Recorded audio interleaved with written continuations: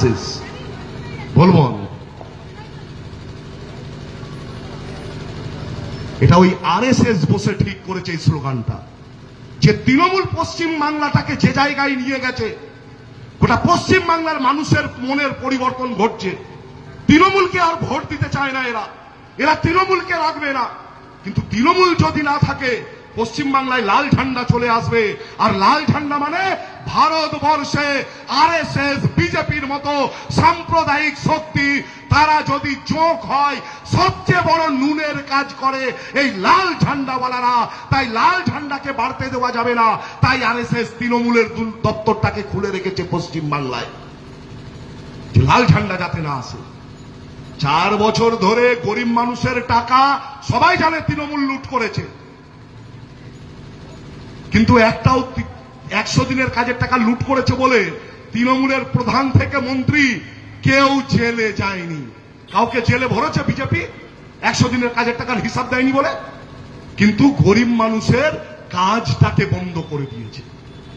এই জায়গাটা বুঝুন, এই জায়গাটা বুঝুন।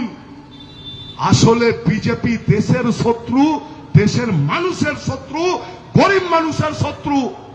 গোটা দেশে 100 দিনের কাজের টাকার যা বাজেট, সেই বাজেট প্রত্যেক বছর কমাচ্ছে বিজেপি, প্রত্যেক বছর টাকা কমাচ্ছে 100 দিনের কাজে। আর পশ্চিম বাংলায় 4 বছর বন্ধ।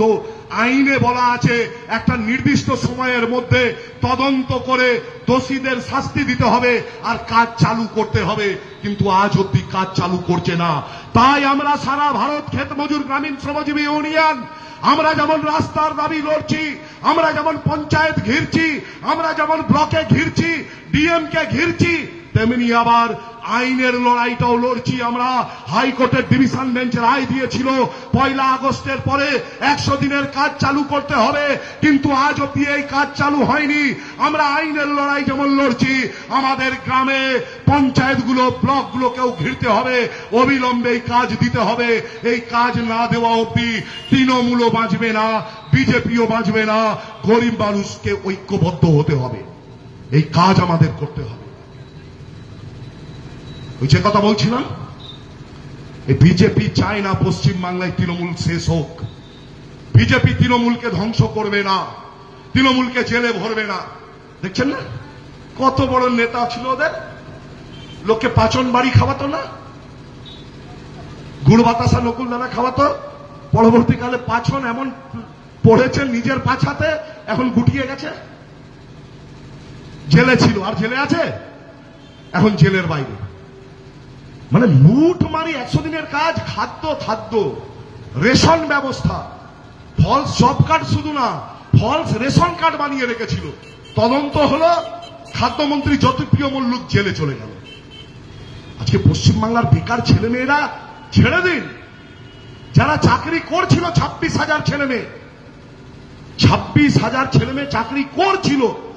কি বলেছিল কোর্ট? সবার চাকরি বাতিল প্রথমে বলেছিল তুমি চাল আর কাঁকড়কে আলাদা করে দাও, কারা বেনিয়মে চাকরি পেয়েছে তার তালিকাটা দাও, তাদেরকে বাদ দিয়ে দাও, যারা সঠিক তার ভিত্তিতে পেয়েছে তাদেরকে রেখে দাও। কিন্তু মমতা ব্যানার্জি দেখবে তো ভারী জ্বালা, এ তো ধরা পড়ে যাব। হ্যাঁ, কাঁকড় যদি আলাদা করে যদি বলে যে এরা বেআইনি ভাবে হয়েছে, তালিকা দিয়ে দিলাম, তাহলে বেআইনি ভাবে করে যারা কোটি কোটি কামিয়েছে তাদের পিঠের চামড়া উঠে যাবে, তৃণমূল ধরা পড়ে যাবে। তাই নিজের দলকে নিজের চুরি ঢাকার জন্য 26,000 মাস্টার মশাই দিদিমণি গ্রুপ সি গ্রুপ বি ক্লার্কের চাকরি পেয়েছিল, তাদের সবাইকে জলাঞ্জলি দিয়ে দিল ভবিষ্যৎ। সবটা লুট করেছে। কিন্তু বিজেপি দেখুন, আজকে পার্থ ছাড়া সবাই জামিনে মুক্তি পেয়ে গেছে। মানিক ভট্টাচার্য জামিনে বেরিয়ে গেছে, অনুব্রত বেরিয়ে গেছে, জ্যোতিপ্রিয় মল্লিক জামিনে বেরিয়ে গেছে। সবাই বললো একমাত্র পার্থ বেরোবে না। বললো কেন? বললো পার্থর একটা বাড়তি অপরাধ হচ্ছে 70 বছর বয়সে 30 বছরের বান্ধবী পুষেছিল, এটা ওর বাড়তি অপরাধ, ওই নাই জন্য ওকে বের করবেন। ঠিক আছে, এবার প্রেম কেন? এই প্রশ্ন আপনাদের কাছে রাখতে চাই, এইখানেই আপনাদের কাছে আবেদন করতে চাই। আমরা তৃণমূল কংগ্রেস দলটার জন্ম ভাবুন, তৃণমূল কংগ্রেস দলটা জন্মেছে 1998 সালে। এটা আমি বলছি না, কদিন আগে বিজেপির, আরে ওর কথা ছেড়ে দিন, এখন ওকে বিরোধী দলনেতা বানিয়েছে বিজেপি, এখনো ঢেকুর তুললে তৃণমূলের চুরির গন্ধ বেরোয়। শুভেন্দু অধিকারী বলছে না এসআইআর নিয়ে রোহিঙ্গা রোহিঙ্গা, বলবো আমি এসআইআর আসবো, ও রোহিঙ্গা খুঁজছে না। শুভেন্দু অধিকারী বড় হিন্দু হয়েছে, ঠিক ববি হাকিমকে যেরকম দেখা গেছে ফিরহাদ হাকিমকে স্যান্ডো গেঞ্জি গায়ে দিয়ে টাকা নিচ্ছে, শুভেন্দু অধিকারী এই চোরটাকেও দেখা গেছে, সবাই টিভির পর্দায় দেখেছে তোয়ালে মুড়ে টাকা নিচ্ছে। তৃণমূলের যত চুরি দুর্নীতি তার সব ভাগের ভাগিদার শুভেন্দু অধিকারী। আর আজকে এসে সতী সেজে গেছে, তৃণমূল থেকে বিজেপির হলারে ঢুকলে সব একবারে সতী হয়ে যাবে নাকি? এখনো ঢেকুর তুলে তৃণমূলের চুরির গন্ধ বেরোয়।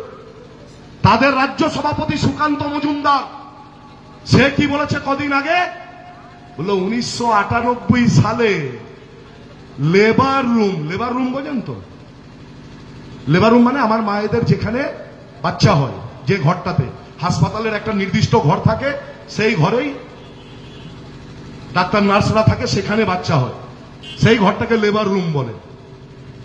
সুকান্ত মজুমদার কদিন আগে বলেছে 1998 সালে নির্বাচন কমিশনের লেবার রুমে যদি আদবানি আর বাজপেয়ী না থাকতো তাহলে তৃণমূল কংগ্রেস দলটার জন্ম হতো না। আমার কথা না, সুকান্ত মজুমদারের কথা। আর আমাদের পার্টি তো তার আগে থেকেই বলে এসছে, 1998 সালে তৃণমূলকে জন্ম দিয়েছে আরএসএস।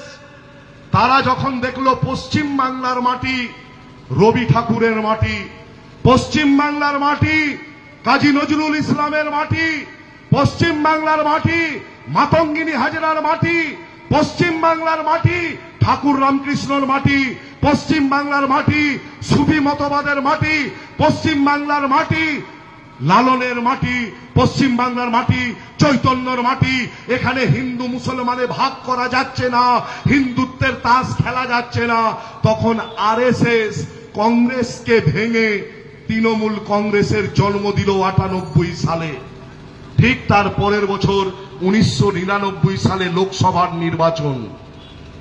সেই লোকসভার নির্বাচনে আপনাদের মনে থাকবে কমরেড জ্যোতি বসুর বিখ্যাত কথা,